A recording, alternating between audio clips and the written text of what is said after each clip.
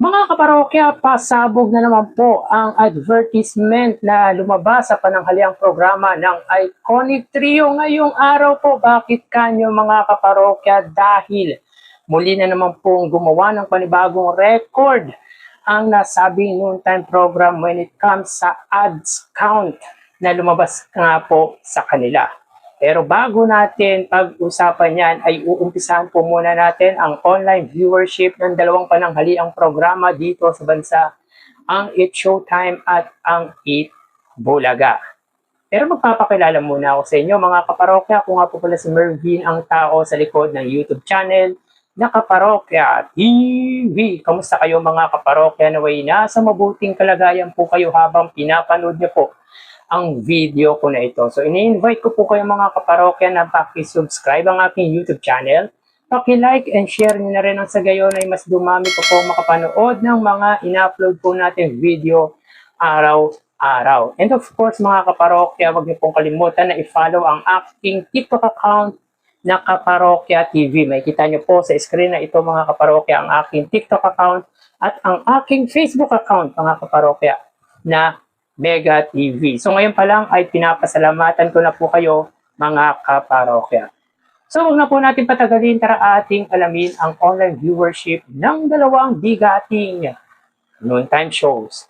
Para sa It Bulaga Under TVJ Facebook page na may 4 million followers at sa It Showtime na may 19 million followers so sa oras na 2:07 PM. Ang It Showtime po ay may kasalukuyang segment na tawag ng tanghalan. So hanggang ngayon po mga kaparokya ay absent pa rin po si Vice Ganda sa It Showtime. Ganun din po si Ann Cortez. Samantala sa It Bulaga po sila ay may segment na Gimme 5. So hanapin po muna natin ang live ng It Bulaga.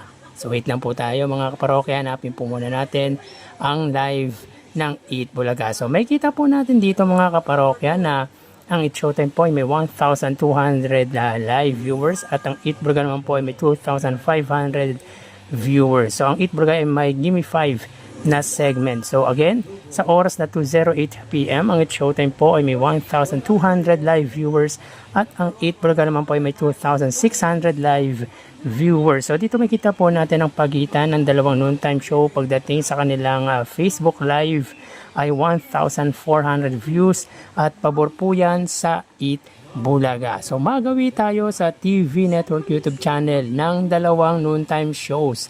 So unahin natin mga kaparokya ang GMA Network YouTube channel or It Showtime under GMA Network YouTube channel na may 41.1 million subscribers at sa It Bulaga naman po under TV5 YouTube channel na may 2.75 million subscribers. So sa oras na 2:08 PM ang It Showtime under GMA sila po ay may live viewers na 33,000. Samantala sa It Bulaga naman po under TV5 sila naman po ay may 15,000. So again, sa oras na 2:09 PM, ang It Showtime under GMA Network, sila po ay may 33,000 viewers at ang It Bulaga naman po under TV5 ay may 15,000 live viewers. So dito may kita po natin mga kaparokya ang pagitan ng dalawang TV Network YouTube channel ay 19,000 views pabor sa GMA Network. So magawin naman tayo sa main YouTube channel ng dalawang noontime show. So unahin natin ang It Showtime under ABS-CBN It Showtime na may 2.78 million subscribers at para naman po sa It Bulaga under It Bulaga TVJ YouTube channel na may 1.8 million subscribers.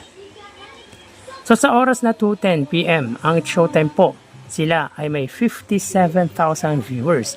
Ang It Bulaga naman po sila ay may 103,000 viewers. So again, sa oras na 2:10 PM, ang It Showtime, sila po ay may 57,000 viewers.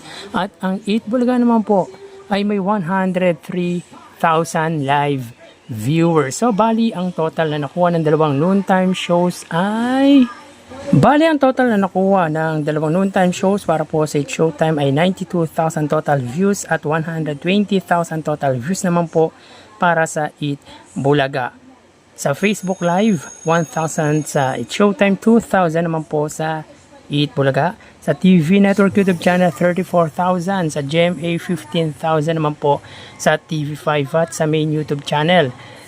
103,000 sa Eat Bulaga at 57,000 views naman po sa Eat Showtime. So again, 92,000 total views para sa Eat Showtime, 120,000 views naman po sa Eat Bulaga. So dito ay lamang ng 28,000 views ang Eat Bulaga against sa Eat Showtime. So meaning ay panalo at tambak po ang inabot ng Eat Showtime sa Eat Bulaga when it comes sa online viewership. So tara ating alamin ang papremyong ibinahagi ng dalawang noontime shows at ang ads na lumabas sa Eat Bulaga.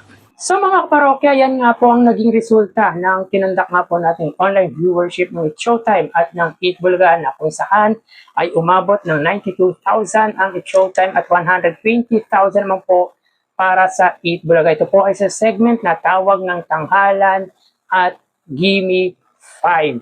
So 28,000 po ang inilamang ng Eat Bulaga sa nasabing or sa katapat na programa nitong Eat Showtime. But anyway, mapunta tayo sa papremyong ibinahagi ng dalawang noontime show. So ang Eat Showtime mga kaparokya ay may 65,000 pesos.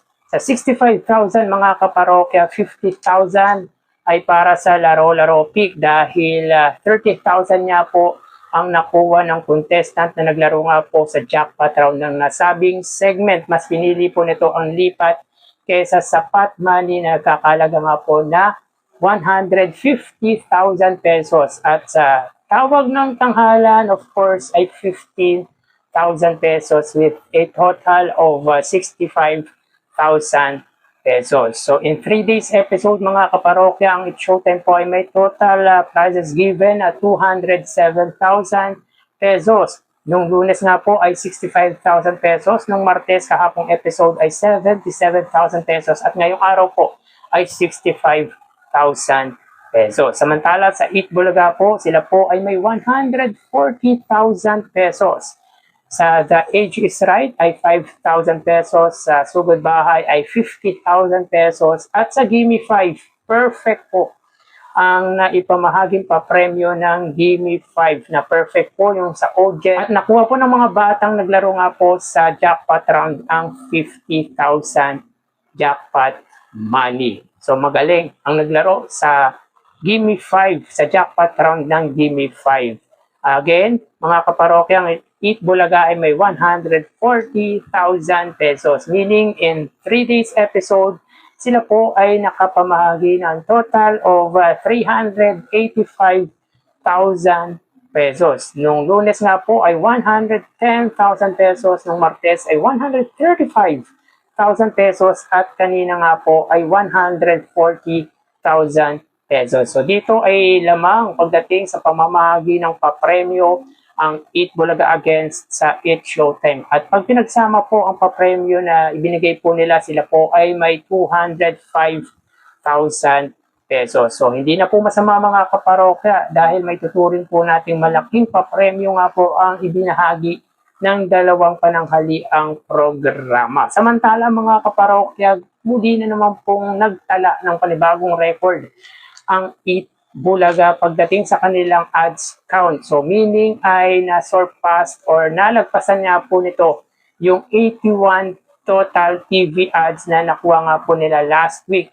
At ngayong araw po mga kaparokya, sila po ay may 82 TV ads. So ito na po ang pinakamataas na number of ads ngayong taong 2026 para sa Eat Bulaga. So sa unang gap at ikalawang gap, meron nga po silang tig 41 TV ads. So talagang sumabog nga po ang advertisement para sa Eat Bulaga dahil sa unang araw ng live episode ng Eat Bulaga ay pasabog ang naging advertisement nila. So again, 82 TV ads. Ito nga po ang pinakamataas na number of ads para sa pananghaliang programa ng Iconic Trio. So in 3 days episode mga kaparokya, meron po silang total na 191 TV ads. 55 ads nung Lunes, 54 ads kahapon nga po, at ngayong araw ay 82 TV ads. So 28 ads po ang nadagdag mula sa kahapong episode na 54 at ngayon po ay 82 TV ads. So talagang naglabasan ang advertisers ng Eat Bulaga kaninang episode. So yan po ang update natin para sa mga noontime shows ngayong araw po. So hanggang dito na lang po tayo mga parokya. Magsingat po tayo palagi. Thank you and God bless.